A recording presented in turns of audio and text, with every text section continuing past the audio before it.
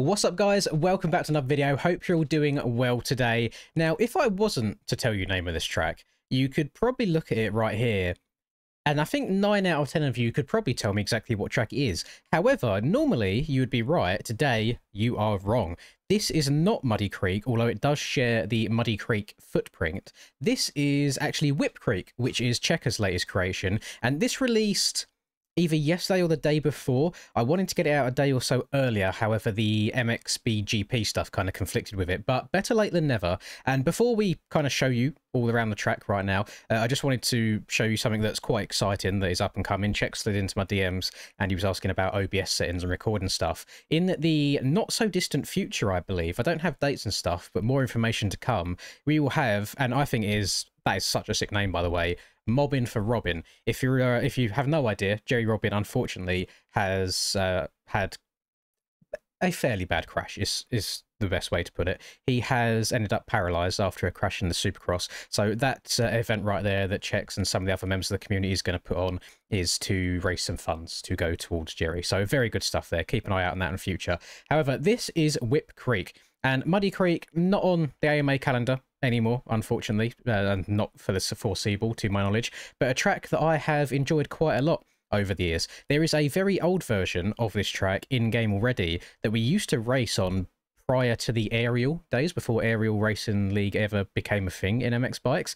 And, I mean, the track that's hosted some very good real-life races throughout the years. I remember like J-Mart making last corner moves for wins and things like that, and injuring himself as well at this exact same track, to be honest. But we're going to see how this goes today. I'm very excited. Chex has taken the Muddy Creek base terrain and he has, I guess, checkified it. He's put some big booters in here, made it a whole lot more enjoyable and definitely more fun for a in-game experience compared to real life as well. So we're going to spin some laps on it today, hoping that I can do it some justice. And I'm going a little bit boring today. I'm riding the KTM 450, but that is just to make sure that I can get around the track to my best of my ability. And also, whilst it might not be exactly the outdoors practice that I need going into the outdoors season in 2 weeks' time, it still helps. I think the KTM is most likely going to be the bike that I end up riding, so that helps as well today. Let's stop yapping, let's spin some laps and see how it goes. This track comes with a little bit of personality to it as well. I don't know how well you'll be able to see this, especially if you're watching on like a phone, for example. But each of the sections on the track has its own, I get little naming. So we've got the pro pits at the top left, which is where I should be, not down here with all of the scumbag privateers. No.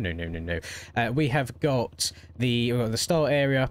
We have got the Kells Trackworks Cliff after the first left-hander after the start. We've got Kenny's Camelback after the finish. We've got the Smokester Staircase, the Earthworks Elevator, MTG Mountain, CCRL Camber, the infield VIP seating area as well. I don't know if they've got any special people in there in the crowd or if it's just empty stands.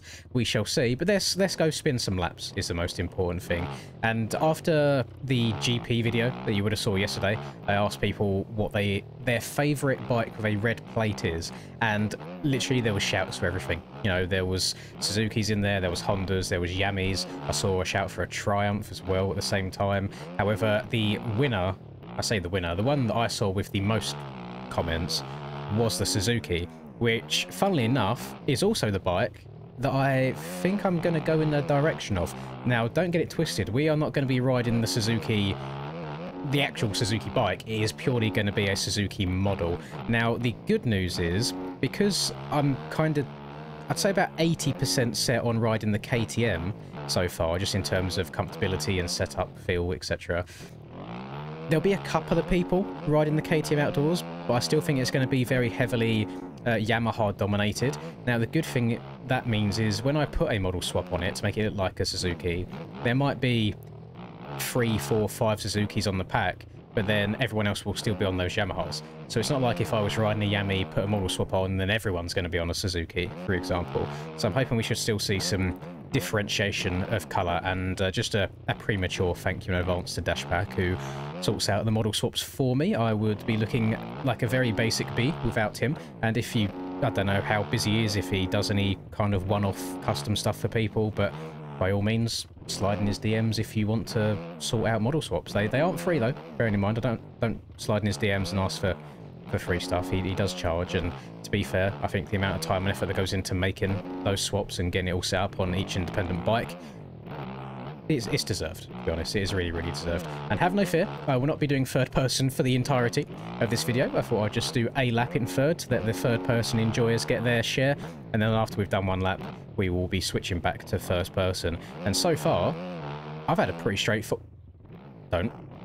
Yes, there we go. I've had a pretty straightforward experience. I'll be honest, I usually wad myself once or twice on these opening laps of learning the track, but so far, so bloody damn good. Right, let's get into first person, and let's see how it goes. Now, whilst this isn't a rough track, I am running the setup that I've been working on for a while now. And this is actually a setup that I've kind of started crafting from scratch myself, which is a very, very rare thing to do. And let's just say, the other day, I loaded up ChatGPT. And I said, hi, ChatGPT. First of all, how are you doing? Hope you're having a nice day. Please don't come for me when the robot revolution takes over. And then I very kindly asked Mr. ChatGPT, hey, on the MX Bikes video game, I'm riding a KTM 450 on very rough and rutted tracks. Can you make me a pro level setup? And it spat some numbers out. I tried them in game, and they were pretty chicks, I'll be honest. They weren't very good at all. So I completely scrapped that. I thought I was on something. I thought I'd broken the system. I thought I could just scumbag my way to a very good setup. But no, I think it goes more for real life than in-game. I don't think it can quite decipher how unrealistic this game is probably the best way of describing that. So whilst whatever numbers it gave me might work very, very well for your real life bike in certain conditions, it did not work so well, however, in MX Bike. So back to the drawing board, and basically my process of making setups in this game, and the reason I don't usually do it is because a lot of it is just throw everything at the wall and see what sticks kind of deal, where I don't actually know what I'm doing. I just press numbers until something feels good, and then I might just change one or two here or there, and that's about it. I've got a very rough idea for like rebound and compression, but like the spring and the fork oil and things like that is no idea at all. Geometry I'm not too shabby with, to be honest. I just mess around with a swing arm and fork height and fork offset until I find something that really feels comfortable. And yeah, that's why most of the time I tend to let people send me their stuff that they've worked on rather than doing something myself. The downside with that is a lot of time means I can't share it with anybody, which a lot of people do get annoyed by, and I can understand that frustration. It probably does feel a little bit gatekeepy in a way, but it's not my stuff to give out, and I don't want to be that guy that gets sent something that someone spent a very long time on, and they send it to me out of the kindness of their heart, and then I pass it on to hundreds, if not thousands of others without their permission. So this one might actually see YouTube eventually. Still tweaking things, still working on it. And one thing that I'm finding at the moment is I'll make something that feels really good on one outdoors track, and then I'll go to another outdoors track, and even though I think that the track has the same style of bumps and it's the same overall kind of track, the bike just doesn't go quite as well. And then I'll also have it where I'm riding absolutely fine 1 hour, go away for 20 minutes, do something else, come back and play again, and then I can't go in a straight line, and I really can't fathom what it is. I've even gone as far that I've started tweaking my steering settings as well. So like my gain and my direct lean, etc. So I think ahead of the outdoor season, once I've got everything all kind of set in place and I'm happy with where it's at, I might even do an updated setup, because things have changed. Usually I'm just like, oh, I kind of find one thing that works and I don't really change from it too much. I've made quite a big change in the gain department specifically. Not the gains, because I haven't been going to the gym, but the gain department in-game. That's a bit of a tongue twister, isn't it? I've been changing things quite a lot. It's gone from what was a relatively low number compared to my competition to what is quite a high number now. But I'm now looking at gain as an extension of the bike's geometry, whereas in the past I'll just have my settings and that's it, and then I'll try and make the bike do what I want.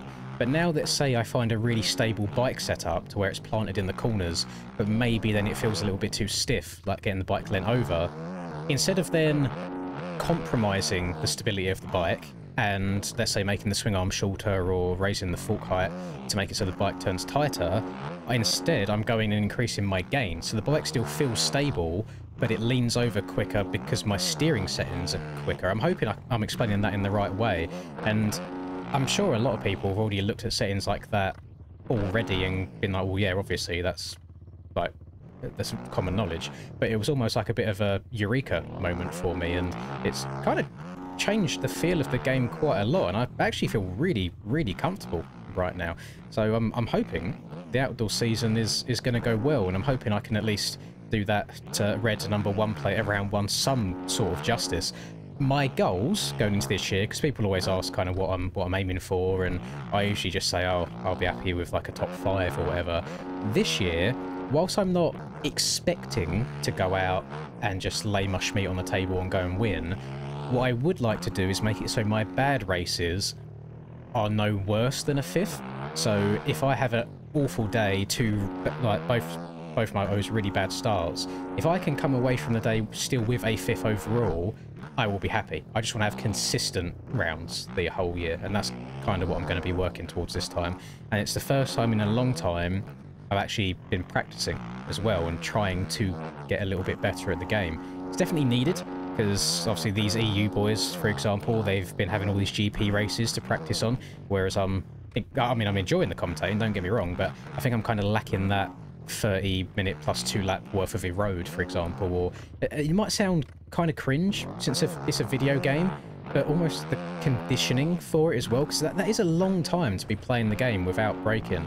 And last time I did it, when I was doing 1 or 2 of the GP NA series, I almost had to like unpeel my fingers from the controller at the end, because it's a very, very long time to be playing, especially at that level of intensity, I guess is the right way of wording it. It's Jeff Emmig's favourite word. He loves a bit of intensity. I'm quietly confident. I'm hoping that it goes well. I'm tempted to, at some point, instead of doing like public lobby streams, at some point I want to just boot up a stream and just play the game myself and just ride in testing and practice, and people can just watch what goes into it and what I do. Because public lobbies are good to an extent, but majority of the time you can't really do the tracks that you want to practice on all the time, because majority of the time they're paid tracks, and people do get a bit annoyed when you do paid tracks for public lobby streams. But then also the collisions a lot of the time are very, very annoying, like just trying to dodge people have different skill levels, etc. So it's quite nice sometimes just to play by yourself on the game and try and learn and improve. So I might do that. Let me know if you'd be interested in seeing that at all. And I'm going to be honest, I feel like I'm kind of flowing right now. I have a feeling that majority of it is because of the track. The track scaling right now feels very nice, very well suited to this 450. There's 1 or 2 jumps that you might struggle on the 2, but I have a feeling that might just be because I'm over jumping the jumps before that. But the faces of these jumps, these booters, are so nice. Like it makes it feel like you want to get the bike backwards and upside down, which is exactly what I'm trying to do. I mean, it looks quite pretty as well. I feel like Chex has done a very good job. If you take his first track in this game, for example, I think everyone was like, oh, the height map's great, so on and so forth. But then the biggest complaint people seem to have was the textures were quite basic. So moving from, how long ago was it now at this point? I mean, it's definitely over a year. It might even be 2 years now at this point. But he's come a long way. And, I mean, the man, he's done it all in every single game. And I need to message him again about it. But Checkers did want to organise some sort of event with me, whether it's in a video or a live stream, whatever it may be, of giving people the chance to win free access to every track that he's released on the shop up until this point. So I think that's a great idea. At some point in a live stream, if he's about, we'll do it, and I think it'll be something along the lines of some sort of Chex trivia. So go and do your research on Mr. Air Wheelies and see how it goes, and hey, you might be in with a chance of earning a good handful of tracks for free from him, and very, very generous thing to do, so thank you very much for that, Chris. So we are going to, actually, let's try and put the hammer down for a lap, shall we? I feel like I've learnt the track for the most part now. We're 6 or so laps deep. We've learnt where the track goes. I mean, we have a rough idea anyway, just because it is the Muddy Creek footprint. Can I triple from here? Oh, yeah, you might. You could. Do you think we can triple that? So the takeoff on this right-hand side, on this single right behind me here, looks a little bit taller. So if I can jump and land this downhill triple and then cut across to the right, I might be able to get the pop. Oh, it's gone too far. Yeah, I need to come further to the right here and then almost straight line it. I'm theory crafting. Bear with me a second. This is all part of the process. Usually this is what I do by myself in solo, but right now we're doing it live. So if I scrub, stay to the right here, Stretch that. Triple, yes. Triple again into the corner. Nice. You might even be able to make it to the inside before the finish. But for safety reasons, we will go to the outside. Make sure I'm not tucking the front end. But I feel very good at the moment, just in terms of how the bike feels in setup. But something that I've noticed, and I don't know if it's a KTM trait, if it's just the way that the bike sounds rather than what it's actually doing, but it almost feels, so bear in mind I'm running a 110 rear tyre on this thing, it almost feels like I'm running some sort of enduro tyre on the back. And what I mean by that is, even, let's say I'm third gear on a straight, and I should be at the top of the RPM, it almost feels like there's a weight on the bike making it bog slightly. It doesn't feel like it revs out the whole way, but I've gone into like the settings where you check your button inputs, so your analog sticks and your throttle and your brake and stuff, and the throttle is going all the way to the end, so I know it's not anything weird with the trigger. I've also added like a tiny bit extra gain on the throttle as well. I've turned off smoothing, so it's just basically on or off. So I'm not sure exactly what it is. And one thing that's not helping me too much on the mental side of things to combat if it is just an audio thing or if the bike is actually bogging is some of the AMA tracks from last season. Let's say High Point, for example. You know, at the back of High Point, you've got that like huge like uphill. It's like a triple, but the landing is a tabletop. Basically, it's the biggest jump on the entire track. You guys all know which one I'm talking about. I don't know if it's just because these bikes are slower than the previous ones, but I genuinely struggle to get over that cleanly on the KTM. If I rail the outside of the entire corner before it, which is a huge corner by the way, and then obviously you've got that little drop down before it, so you've got even more speed, and I stretch it out in 4th gear at the top of the RPMs, I still only just get it. It's not that if I was to scrub it hard, I wouldn't clear the whole thing. So I don't know if these bikes are just that much slower. I always thought they were just slower in the turns, but on the straights, when you're in the middle of the tyre and actually getting grip, I thought they were quicker than the old OEMs were. So I've got no idea if that's something with my settings or the bike and how it feels, but there's something there.